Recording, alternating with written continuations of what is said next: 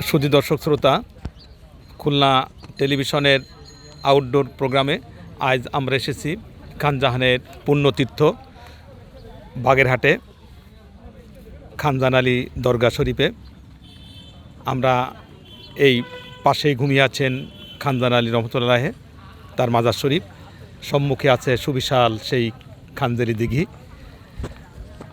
আমাদের আউটডোর প্রোগ্রামে আমাদের পাশে আছেন বিশিষ্ট কবি ও গল্পকার সাইদ মিনা। কবি আবু সাইদ মিনাকে খুলনা টেলিভিশনের পক্ষ থেকে ফুলেল শুভেচ্ছা। কবি আবু সাইদ মিনা বাগেরহাট কবি সাহিত্যিক সংসদের প্রতিষ্ঠাতা সাধারণ সম্পাদক।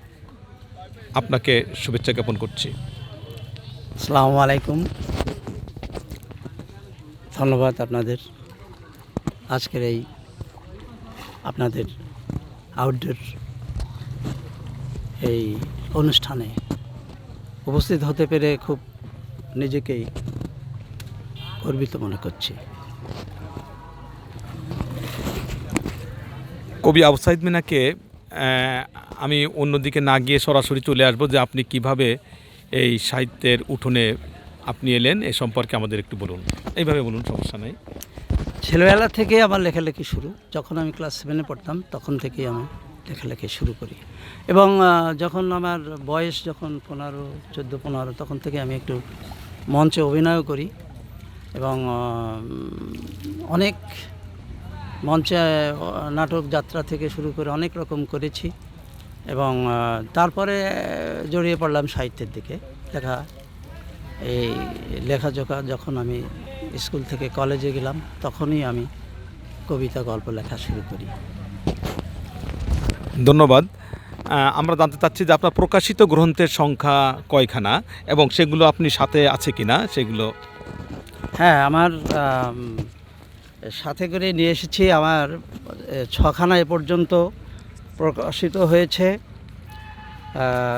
প্রথমত জানালা খোলা আছে 12 সালে, 12 সালে 1912 সালে এটা গাংচিল প্রকাশনা করেছিল 1912 সালে। তারপর জানালা খোলা আছে। তারপরে আছে আপনার ইংলিশ কবিতা open the blue sky, English কবিতা, এটা দ্বিতীয় প্রযোজনা 1913 সালে 2013-তে, সরি। তারপরে কালের সাক্ষী, এটা হচ্ছে 2018 সালে। তারপরে আবার এই নিরঙ্কুশ রিলিক, তারপরে আবার প্রকাশিত। তারপরে আছে আপনার চিরন্তন কাব্য, এটা প্রকাশিত হয়েছে 2019-এ এবং লেটেস্ট আবার কালের সাক্ষীও নির্বাচিত পংক্তিমালা, এটা আমার এই সংশোধিত নয়, এটা আবার এই কালের সাক্ষীও নির্বাচিত পংক্তিমালা তার সঙ্গে আমার যুক্ত করে আরেকটা প্রকাশনা করেছি। এ পর্যন্ত আমার 6খানা বই বেরিয়েছে। অনেক ধন্যবাদ আপনাকে। তা আপনার যে বর্তমান, আপনি তো আপনার জন্ম 1957 সালে, একজন বর্ষিয়ান কবি। বর্তমান কবি সাহিত্যিকদের এই আধুনিক প্রজন্মে যারা লেখালেখি করছে তাদের সম্পর্কে আপনার অভিমত কি একটু বলুন। আমি আশাবাদী। এখন প্রচুর কবি লেখালেখি চলছে, অনেক নতুন এবং প্রবীণ মিলে সব কিছু। আমাদের বাংলাদেশে বিশেষ করে লেখার একটা অগ্রগতি আমরা দেখতে পাচ্ছি, আগের থেকে অনেক অনেক বেশি দেখা যাচ্ছে। আমি খুব আশাবাদী সামনের পৃথিবী আরও নতুন করে কিছু পাবে আমাদের এই বাংলাদেশের কবি সাহিত্যিকদের কাছ থেকে। আমি এটুকু আমি বলতে পারি যে আমরা পৃথিবীর কারো থেকে পিছিয়ে নেই, সব দিক দিয়ে আমরা এগিয়ে আছি।